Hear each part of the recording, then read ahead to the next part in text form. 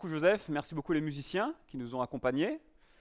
Et c'est vrai, chaque culture, chaque religion va désigner un problème et donc va désigner une solution. Et le christianisme a cette prétention de dire que notre problème, ce n'est pas un problème extérieur, c'est un problème qu'on porte tous au plus profond de nous-mêmes. C'est notre péché, cette attitude où on se détourne de Dieu, puisqu'on a tous dit, à un moment donné, ma volonté et non la tienne, ce que je veux, pas ce que tu veux, comme Adam l'a fait avant nous. Aujourd'hui, nous allons voir la première étape de ce changement vrai que Dieu nous propose pour retourner ce problème. Et la première étape, c'est de se repentir. Pour casser le problème de l'homme, la première étape, c'est de reconnaître que nous faisons partie du problème, ici, là. Et Jean le Baptiste nous invite à nous repentir concrètement pour vivre une foi authentique en Jésus-Christ. Alors je vous invite à ouvrir vos Bibles dans Luc au chapitre 3. Est-ce que le son, ça va? Le son n'est pas trop fort, c'est bon? Okay.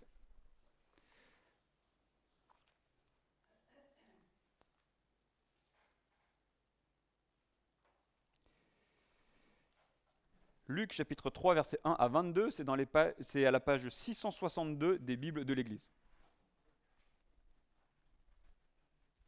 Tout le monde y est? C'est bon? Ok. La 15e année du règne de l'empereur Tibère, Ponce Pilate était gouverneur de la Judée, Hérode, tétrarque de la Galilée, son frère Philippe, tétrarque du territoire de l'Ithurée et de la Trachonite, Lysanias, tétrarque de l'Abilène, et Anne et Caïphe étaient grands prêtres. C'est alors que la parole de Dieu fut adressée à Jean, fils de Zacharie, dans le désert. Et Jean parcourut toute la région du Jourdain. Il prêchait le baptême de repentance pour le pardon des péchés, conformément à ce qui est écrit dans le livre des paroles du prophète Ésaïe. C'est la voix de celui qui crie dans le désert. Préparez le chemin du Seigneur, rendez ses sentiers droits. Toute vallée sera comblée, toute montagne et toute colline seront abaissées, ce qui est tortueux sera redressé et les chemins rocailleux seront aplanis. Et tout homme verra le salut de Dieu. Il disait donc aux foules qui venaient se faire baptiser par lui, « Race de vipères ! Qui vous a appris à fuir la colère à venir? Produisez donc des fruits qui confirment votre changement d'attitude, et ne vous mettez pas à dire en vous-même, nous avons Abraham pour ancêtre. En effet, je vous déclare que de ces pierres, Dieu peut faire naître des descendants à Abraham. Déjà, la hache est mise à la racine des arbres. Tout arbre qui ne produit pas de bons fruits sera donc coupé et jeté au feu. » La foule l'interrogeait.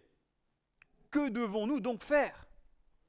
Il leur répondit que celui qui a 2 chemises partage avec celui qui n'en a pas, et que celui qui a de quoi manger fasse de même. Des collecteurs d'impôts vinrent aussi pour se faire baptiser. Ils lui dirent « Maître, que devons-nous faire ?» Il leur répondit « N'exigez rien de plus que ce qui vous a été ordonné. » Des soldats aussi lui demandèrent « Et nous, que devons-nous faire ?» Il leur répondit « Ne commettez ni extorsion, ni tort envers personne, et contentez-vous de votre solde. » Le peuple était dans l'attente, et tous se demandaient en eux-mêmes si Jean n'était pas le Messie. Alors il leur dit « Moi, je vous baptise d'eau, mais il vient celui qui est plus grand que moi, et je ne suis pas digne de détacher la courroie de ses sandales. Lui, il vous baptisera du Saint-Esprit et de feu. Il a sa pelle à la main, il nettoiera son aire de battage, et il amassera le blé dans son grenier, mais il brûlera la paille dans un feu qui ne s'éteint pas. » C'est ainsi, avec encore beaucoup d'autres encouragements, que Jean annonçait la bonne nouvelle au peuple. Cependant, Hérode le tétrarque, à qui Jean faisait des reproches au sujet d'Hérodiade, la femme de son frère, et de toutes les mauvaises actions qu'il avait commises, ajouta encore à toutes les autres celle d'enfermer Jean en prison. Comme tout le peuple était baptisé, Jésus fut baptisé. pendant qu'il priait, le ciel s'ouvrit et le Saint-Esprit descendit sur lui sous une forme corporelle, comme une colombe. Et une voix fit entendre du ciel ces paroles, « Tu es mon Fils bien-aimé, tu as toute mon approbation. » Alors bien évidemment, il y a une unité thématique dans ce qu'on vient de lire. Ça nous parle de... Alors de repentance, oui, mais plus largement, ça nous parle du baptême, n'est-ce pas? Ça nous parle du baptême de Jean, ça nous parle du baptême de l'Esprit, ça nous parle du baptême de Jésus. Donc dans ce texte, il y a une unité thématique qu'on ne peut pas couper, parce que ça va ensemble. Mais il y a trop de choses à dire pour un seul dimanche. Donc à nouveau, je vais faire 2 dimanches sur ce texte. Donc on a le début aujourd'hui, et on va se focaliser sur Jean, et on aura la suite dimanche prochain, on va se focaliser sur la suite, sur vers quoi Jean pointe. Luc nous parle du baptême, et on voit que ça pointe vers Jésus, et il y a cette chute, « Tu es mon Fils bien-aimé ». Donc on nourra la gerbe un petit peu, on conclura tout ça le dimanche prochain. Aujourd'hui, on se focalise sur Jean-Baptiste. Quel est son rôle? Le texte nous dit qu'il a un rôle. Quel est son rôle?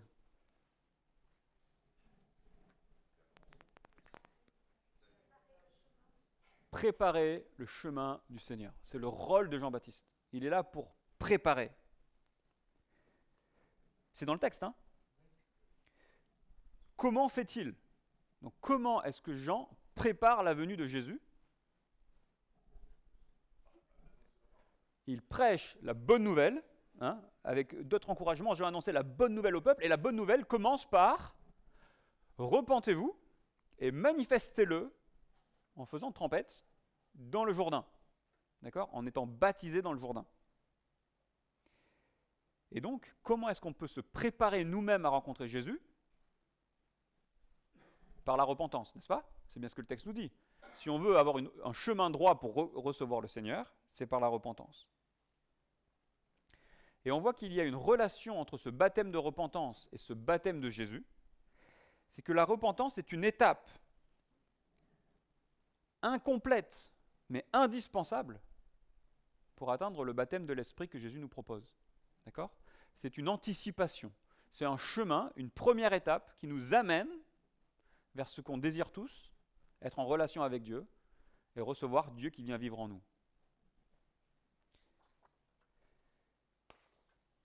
Je me repens concrètement pour vivre une foi authentique en Jésus qui offre le Saint-Esprit. Avant d'aller plus loin, je vais faire une petite parenthèse. Vous avez vu là toute cette série de rois là qui sont situés là, Tibère, Ponce Pilate, Hérode, etc., etc. Ça nous rappelle que le Nouveau Testament a une prétention à être historique. Luc ne nous dit pas, voilà, je vous présente un cours de philosophie.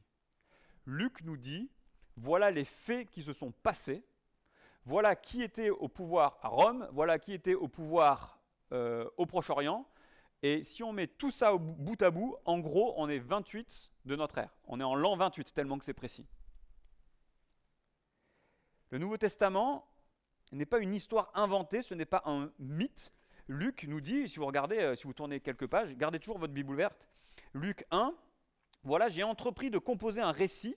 Plusieurs ont entrepris de composer un récit des événements qui se sont accomplis parmi nous. Verset 3, moi aussi, je me suis soigneusement informé de toutes ces choses et je te les expose par écrite, d'une manière suivie, excellent Théophile, afin que tu reconnaisses la certitude des enseignements que tu as reçus.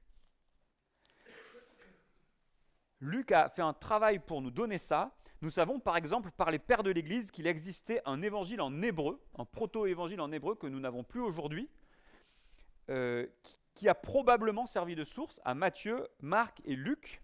Et dans le chapitre que nous avons lu, là, les versets 7 à 10 par exemple, sont exactement identiques au mot près entre l'évangile de Matthieu et de Luc. Pourquoi? Eh bien, soit parce que Luc a recopié Matthieu, soit parce que Matthieu a recopié Luc, soit parce que Luc et Matthieu ont recopié, par exemple, cet évangile en hébreu. Pourquoi c'est important? Parce que vous avez de plus en plus de théologiens qui vous disent « Non, mais en fait, le Jésus historique, on ne sait pas trop qui c'est. En fait, c'est un mythe qui a été créé. » Mais nous avons suffisamment d'informations pour dire « Non, non, non, non, il n'y a pas un Jésus historique dont on ne sait pas trop grand-chose et un Jésus mythologique du Nouveau Testament qui suscite une foi. Il y a un seul et même Jésus qu'on peut connaître. » Parce qu'on a des gens comme Luc, comme les pères de l'Église, qui se sont basés sur des faits retranscrits, notamment dans un évangile en hébreu, qui ont tracé ce que Jésus-Christ a fait. Pourquoi c'est important? Parce que si on parle juste d'une philosophie, eh bien on est comme en cours de terminale, n'est-ce pas? On prend qui nous plaît. Vous êtes plutôt Nietzsche, vous êtes plutôt Kierkegaard, ben vous choisissez. Mais si c'est vrai, alors on est interpellé. Alors, le Nouveau Testament, l'Évangile, vous demande une réponse. C'est pas juste je choisis. Si Jean-Baptiste a existé, qu'il a prêché ça, que Jésus a existé, qu'il a prêché ça, qu'il est mort, qu'il est ressuscité, alors, t'en penses quoi? Et on voit que dans le texte, il y a une interrogation qui est redoutable. Le jugement vient, le feu vient. Comment tu vas te protéger du feu qui vient? Le Nouveau Testament est historique, Jésus est historique et son message nous concerne. Ok?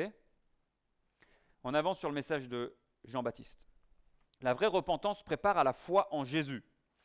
Jean se présente un petit peu comme un prophète de l'Ancien Testament. Pour vous qui avez déjà lu l'Ancien Testament, vous avez ces prophètes qui viennent, Ésaïe, Zacharie, Ézéchiel, et ils disent en telle année, c'est ce qui est dit là, en telle année, la parole de Dieu lui a été adressée et il la proclame. D'accord? Donc Jean le Baptiste est présenté comme un prophète de l'Ancien Testament. Et il dit qu'il faut se faire baptiser. Alors, d'où vient ce symbole du baptême? C'est important, c'est un rite tellement fondateur du christianisme qu'il faut qu'on réfléchisse. D'où vient le baptême? Dans l'Ancien Testament, il y avait toute une série de rites pour expliquer aux Juifs que leurs actions et les galères de la vie pouvaient nous rendre impurs. Et que si on veut s'approcher de Dieu, on ne s'approche pas de Dieu comme on veut, ce n'est pas open bar. Si on comprend qu'on est impur, qu'on est pécheur, donc si on veut s'approcher de Dieu, on a besoin de passer par une série de rites qui nous préparent à rencontrer Dieu. Et certains de ces rites, c'était de se laver et de se purifier par des bains rituels, n'est-ce pas? Ce rite a été repris pour les gens qui voulaient devenir juifs. Ça s'appelle des prosélytes. Des gens qui vivaient, par exemple, prenons les Grecs, imaginons un Grec qui était à Éphèse, qui vivait dans une ville absolument débauchée, et qui disait, et qui, humainement parlant, disait, mais c'est complètement foireux cette affaire, et qui disait, mais au moins les Juifs, eux, ils ont une morale qui est bonne. D'accord? La loi de Moïse, elle était bonne, les 10 commandements. Donc si un tel Grec voulait devenir juif pour vivre selon la loi de Moïse et s'approcher de Dieu dans le temple, il devait devenir juif. Et pour ça, il avait 3 choses à faire. Offrir un sacrifice, se faire circoncire et se faire baptiser par des bains rituels dans des mikvés. Et là, on a quelque chose d'extrêmement intéressant. C'est que Jean le Baptiste dit aux Juifs, redevenez juifs. Pour devenir juif, il fallait se faire baptiser. Jean le Baptiste dit aux Juifs, refais le rite que les prosélytes, que les non-juifs font pour devenir juifs. Pourquoi est-ce qu'il fait ça? Parce que Jean le Baptiste explique aux Juifs, c'est pas parce que tu es juif que tu vis selon le cœur de Dieu. C'est pas parce que ethniquement tu as du sang d'Abraham dans tes veines que tu fais la volonté de Dieu qui a rencontré Abraham. Le baptême était un symbole extérieur d'une attitude intérieure de contrition, de peine et d'humiliation qui disait « Ok, je suis humain, je ne vis pas naturellement selon le cœur de Dieu, et j'ai besoin de me consacrer à lui, j'ai besoin de me repentir de ça pour vivre selon le cœur de Dieu. » Et dans ce process, Jean introduit un sens nouveau. Il dit, cette attitude de repentance, de reconsécration à l'alliance, à la loi de Moïse, à cette bonne volonté de Dieu, c'est un début, mais ça ne suffit pas. C'est ce qu'on a chanté tout à l'heure. On a besoin d'aller jusqu'à Jésus-Christ. Ce baptême de repentance pointe vers une réalité plus grande que seul Jésus-Christ peut accomplir. Ce sera le baptême de l'Esprit qui est à venir. Ok ? Spoiler, c'est pour dimanche prochain, n'est-ce pas ? Il y a une citation d'Ésaïe. Le territoire d'Israël est très vallonné, beaucoup de montagnes, et d'ailleurs les armées qui voulaient envahir, typiquement les Babyloniens qui voulaient envahir les Égyptiens, ils ne pouvaient pas passer par les montagnes, ils passaient par la côte. D'accord ? C'était une région qui était difficile à traverser à cause des montagnes. Et il y a donc une métaphore qui est citée par Ésaïe qui dit « Si vous voulez traverser ces collines difficiles, il faut faire une autoroute. » Okay ? Comment on fait une autoroute pour rencontrer Dieu ? Par la repentance. Plus largement, ce passage d'Ésaïe Ésaïe 40, c'est un chapitre de consolation. Dieu demande au prophète de crier, je ne vais pas le faire, de crier, d'élever la voix, de crier fort. Voici votre Dieu, Dieu vient, soyez prêts à l'accueillir. Comment est-ce qu'on est prêt à accueillir Dieu? Comment est-ce qu'on fait une autoroute à Dieu pour qu'il vienne jusque dans ma vie? En se repentant, en passant par la repentance. La repentance fait partie du message chrétien.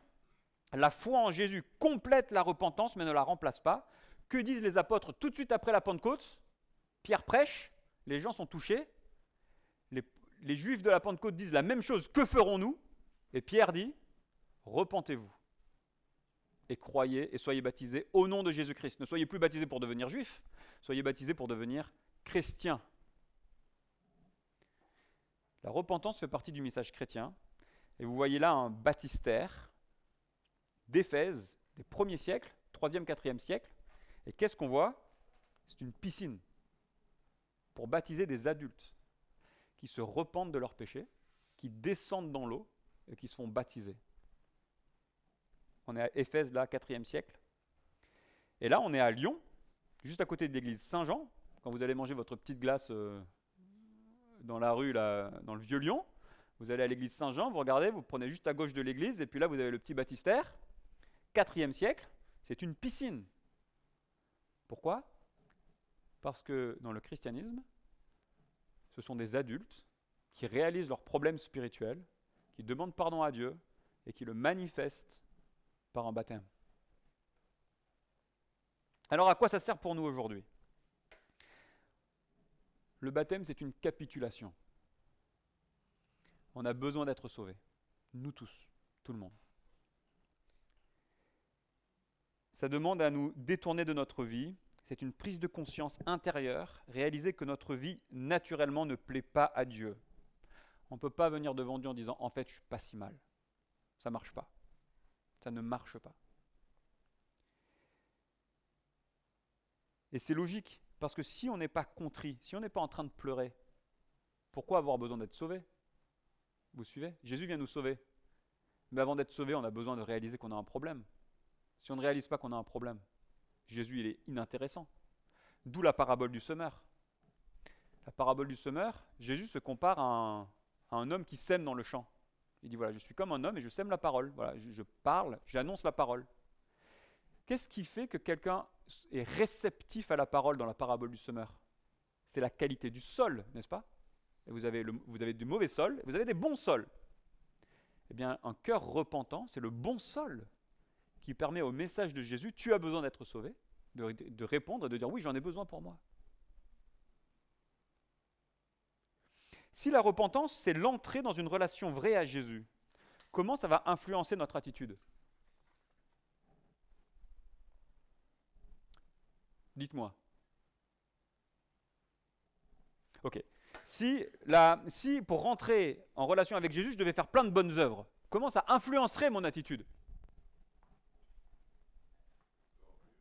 Orgueilleux, il faut se battre, il faut faire, n'est-ce pas? Il faut agir. Si, pour rencontrer Jésus-Christ, ma première étape, c'est de dire, je dois me repentir. Comment ça va marquer ma relation avec lui? Ben, humilité, n'est-ce pas? Dépendance. C'est lui le chef, c'est pas moi. C'est lui qui me sauve, c'est pas moi. Je suis reconnaissant. Ça change tout. Ça change tout. Si la repentance, c'est la porte d'entrée dans l'église, comment ça va marquer nos relations les uns avec les autres? On est tous à égalité, n'est-ce pas? Est-ce qu'on peut pointer du doigt l'autre? Ben non. C'est un non-sens. Ce serait un non-sens total de pointer du doigt de l'autre. On vient du même endroit. On est repenti. On se repent. On vient à l'église précisément parce qu'on est en train de changer. Pourquoi est-ce qu'il est si difficile d'entendre des critiques sur notre vie quand de temps en temps les circonstances de la vie nous pointent nos défauts? On est là, pourquoi est-ce qu'on vient à l'église? Parce qu'on est repentant. Si quelqu'un nous dit, écoute Jérémy, il s'est passé ça dans ta vie. Oui, c'est vrai. Il faut l'accueillir. On est là pour changer, n'est-ce pas? Pourquoi est-ce que quand parfois le conseil pastoral doit dire quelque chose à quelqu'un, on a peur, on transpire, on se dit, oulala, il va mal le prendre? C'est pas normal. Si vous avez des gens qui veulent votre bien et qui de temps en temps vous disent, écoute, Peut-être que c'est le moment de prendre cette action. Pourquoi on dit non? On est là, pourquoi? Pour se repentir, n'est-ce pas? Sinon, on n'est pas à l'église. Sinon, on est dans un club de développement personnel. Et vous avez des églises qui sont des clubs de développement personnel, pas de problème. Mais ce n'est pas une église de Jésus-Christ. Pour que mon cœur devienne droit et laisse la place au Sauveur, je dois me repentir et ça va marquer ma vie chrétienne. La vraie repentance prépare la foi en Jésus. La vraie repentance me sauve de mes fausses sécurités. Alors, il y a cette fameuse passage, race de vipère. Pourquoi est-ce que Jean s'énerve? C'est super important. Dites-moi le fond de la pensée de Jean. Pourquoi est-ce qu'il pète un câble?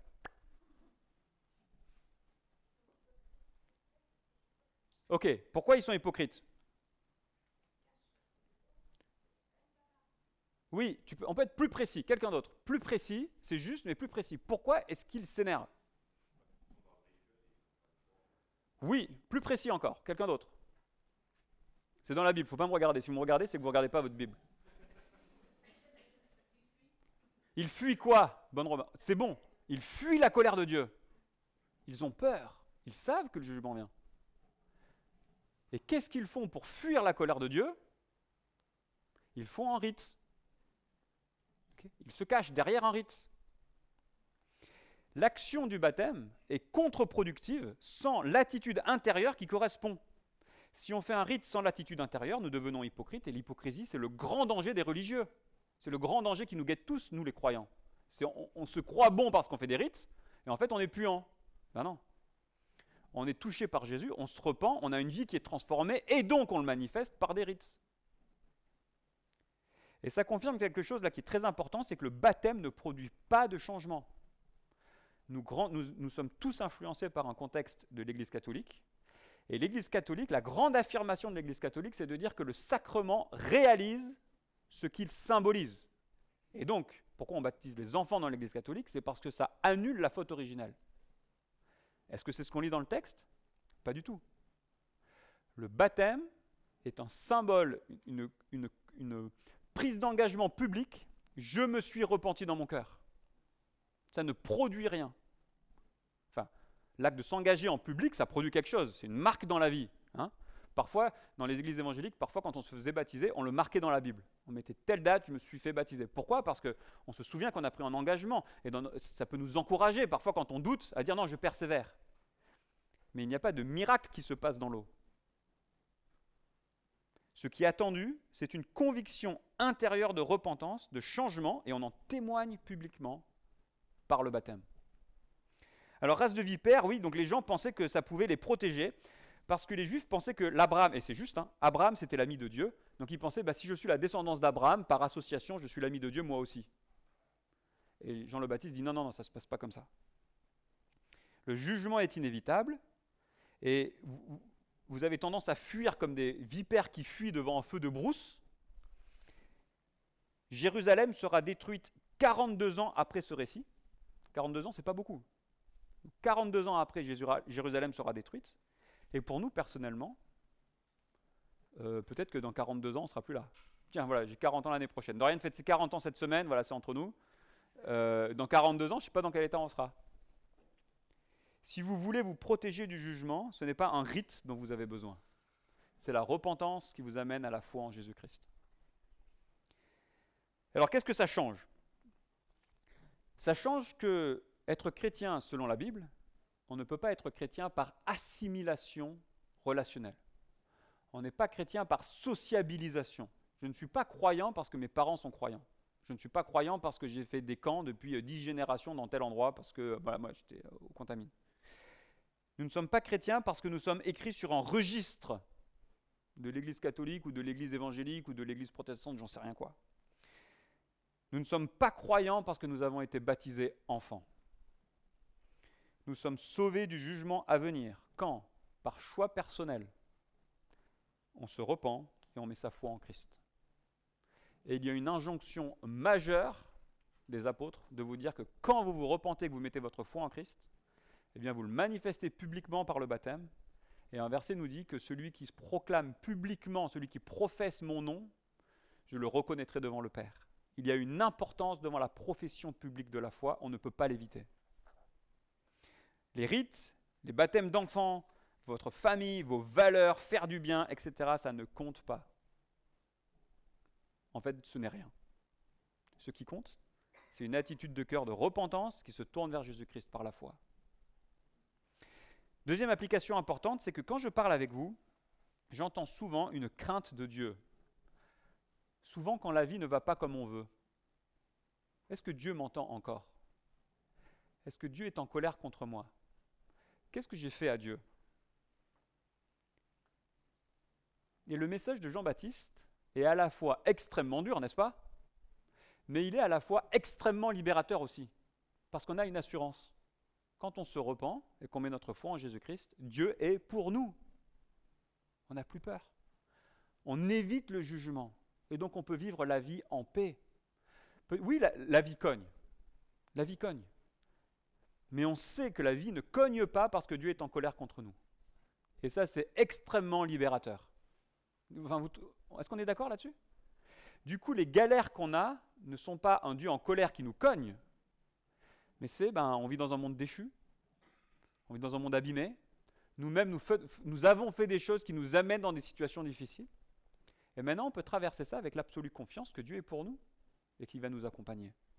Et ça, c'est absolument libérateur. On n'est plus en train de fuir le jugement comme des serpents qui ont peur, mais on vient devant Dieu avec confiance, un Dieu qui est bon, qui nous aime et qui va nous accompagner là où on est.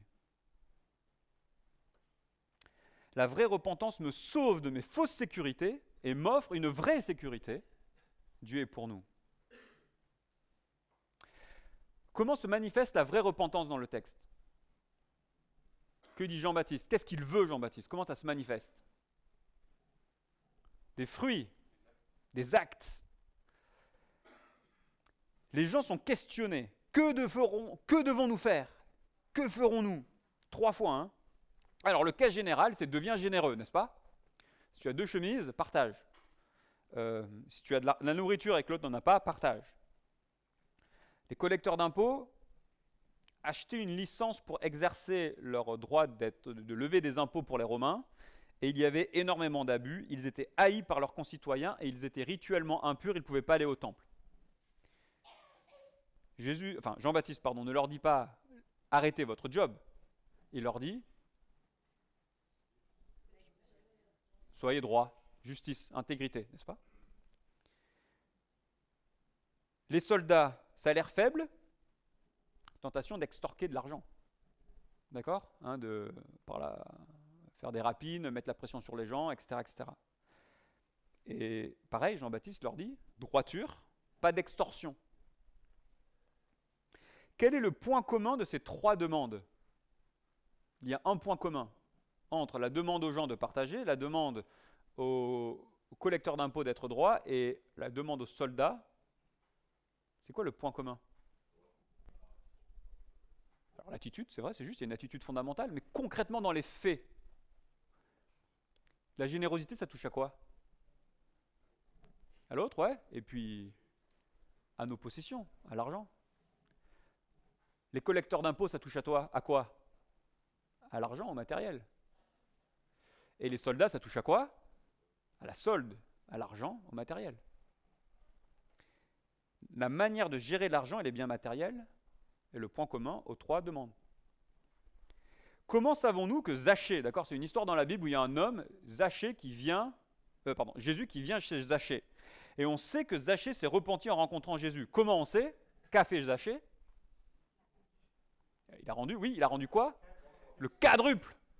Zachée, le collecteur d'impôts véreux qui s'enrichissait sur le dos des gens, quand il a été touché par la personne de Jésus, qu'il s'est repenti, qu'est-ce qu'il a fait? Il a rendu le quadruple. Sous-entendu, il s'est ruiné. Parce que si vous avez volé X, 10 et que vous rendez 40, même si le gars il est très bon en bourse, il ne lui reste pas grand-chose. Quand le jeune homme riche vient voir Jésus, très sûr de lui, il lui dit « Moi, j'ai accompli toute la loi. Je n'ai pas besoin de me repentir, sous-entendu. » Que lui répond Jésus? « Vends tout. » Et que répond le jeune homme riche? « Je m'en vais. » Il s'en va tout triste. C'est remarquable, n'est-ce pas?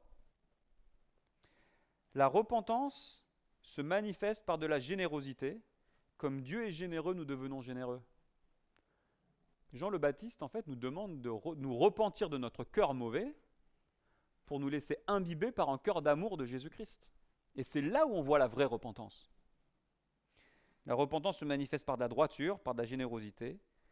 Et derrière cela, la repentance se manifeste par un rejet, un deuil, on pourrait même dire, de nos appétits les plus viscéraux, les plus profonds, le bien-être, notre attachement à l'argent, notre attachement à cette sécurité des biens matériels et de l'argent. Vous qui pensez vous être repentis, comment gérez-vous vos biens matériels?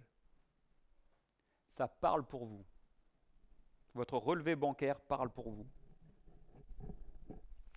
Jean ne leur demande pas d'abandonner leur profession, qui était considérée comme péché par les pharisiens. Jean leur demande de se comporter avec droiture au sein de ces professions. Et ça, dans notre monde professionnel, pour vous tous qui exercez des jobs, c'est super intéressant. Il n'y a pas des consacrés, des pas consacrés, des pasteurs, pas des pasteurs, ou des curés ou pas des curés. On est tous égaux. Et là où on est, on doit agir avec droiture et générosité. C'est super intéressant, non? Comme rapport à notre travail. La vraie repentance est active. Alors, quelques applications. Le message aujourd'hui, j'ai tout à fait conscience, le message de Jean-Baptiste, et ce qu'on est en train de dire ce matin, c'est ultra dur. Et ce qui est important, c'est que la repentance, c'est l'entrée dans la vie chrétienne, mais d'une certaine mesure, il ne faut pas s'y arrêter. C'est indispensable, mais il faut aller jusqu'à la rédemption que Jésus nous offre. La repentance nous permet d'accéder au pardon de Jésus-Christ, une nouvelle vie, à l'amour de Dieu. On est enfant de Dieu, on l'aime et on le suit. Vous comprenez?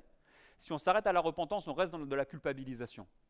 Et beaucoup de chrétiens sont restés dans de la culpabilisation. C'est mal, repens-toi, repens-toi, repens-toi. Oui, certes, c'est la porte d'entrée. Mais après, on a la grâce. Dieu nous aime, Dieu nous pardonne, Dieu nous accompagne, etc. Et c'est la grâce de Dieu qui nous touche, qui nous fait devenir généreux à notre tour, n'est-ce pas? Donc attention, c'est un sujet sensible, il ne faut pas être caricaturé. Si vous vous êtes repenti, sortez d'ici avec la joie. Vous avez vu le salut de Dieu. Verset 6, et tout homme verra le salut de Dieu. La repentance n'est pas une fin en soi-même. La repentance nous amène où? Au salut de Dieu. Ok? On ne se trompe pas? Vous ne me faites pas dire ce que je n'ai pas dit? La repentance nous amène au salut de Dieu. D'accord? La repentance est inévitable. On ne n'est pas chrétien, on n'est pas approuvé de Dieu parce qu'on a fait suffisamment de bonnes œuvres, parce qu'on a fait suffisamment de rites, parce qu'on prend la scène ou je ne sais quoi. On est chrétien parce qu'on s'est repenti, qu'on a regretté, qu'on a eu du remords et qu'on accepte le pardon de Dieu pour une vie nouvelle. Ok? Et normalement, quand on fait ça, il y a la question qui vient, que ferons-nous? Que ferons-nous? Eh bien, que ferons-nous? On va aimer notre prochain. Aimer ton prochain comme toi-même. Le baptême est inévitable. Nous manifestons cette démarche intérieure par un engagement public. On proclame devant l'Église et devant le monde, mon chef, ce n'est plus le monde. Mon chef, ce n'est plus les richesses. Mon chef, ce n'est plus l'accomplissement. Juste 2 minutes. Parfois, quand je vais sur LinkedIn, je vois les parcours professionnels de mes potes. Ben, mes potes, ils ne sont pas attrez-vous, ils ne sont pas rérieux. Il y en a, le gars avec qui j'étais en TP, il était avec Joe Biden et Emmanuel Macron lors du dernier rendez-vous présidentiel. D'accord? Le gars, il était super bon en TP, je ne comprenais pas pourquoi. Après, je compris. L'autre, il est à Seattle sur le campus de Microsoft. Et parfois, je peux jalouser. Alors, les mecs, ils... Mais par le baptême, on dit, je témoigne publiquement que mon chef, ce n'est plus ça. Ce n'est plus ça. Mon chef, c'est Jésus-Christ, et j'aime mon prochain comme moi-même. Enfin, j'essaye en tout cas. Avez-vous fait cette démarche intérieure? Les gens dans le texte ont été touchés et ils ont dit, que devons-nous faire? Si vous avez fait cette démarche intérieure, mais que vous n'êtes pas baptisé adulte, faites-le. Si vous dites non, vous ne dites pas non à moi. Vous dites non à Dieu, en fait. Mais la base de la repentance, c'est quoi? C'est d'arrêter de dire non à Dieu. Et on voit qu'il y a urgence. On ne sait pas quand votre vie... Vous ne savez pas, je ne sais pas quand ma vie va se terminer. On ne sait pas ce que la vie peut nous donner demain. Et je rencontre beaucoup de gens qui sont très confus. La vie, parfois, cogne tellement fort qu'on arrive à une étape et ça tourne, ça tourne. On n'arrive plus. Si aujourd'hui vos pensées sont suffisamment claires pour dire « Ok, j'ai besoin de me repentir, je suis touché par le message de Jean-Baptiste et j'ai besoin de me repentir », c'est maintenant. c'est maintenant. Vous ne savez pas ce qui arrive demain. Et ce baptême, cette démarche intérieure manifestée par un baptême, sera un socle qui vous aidera à traverser alors, avec certitude que Dieu vous aime, les épreuves futures. Le thème est redoutable, mais il est libérateur. Personne n'est parfait. On peut tomber le masque, ça va, on peut se détendre. On arrête de se pointer les doigts les uns aux autres. On est tous des pécheurs, on a tous besoin de passer par la repentance, et on a tous besoin de manifester cette repentance par un baptême public, où on dit « Je me repens pour vivre une foi authentique en Jésus ». On prie ?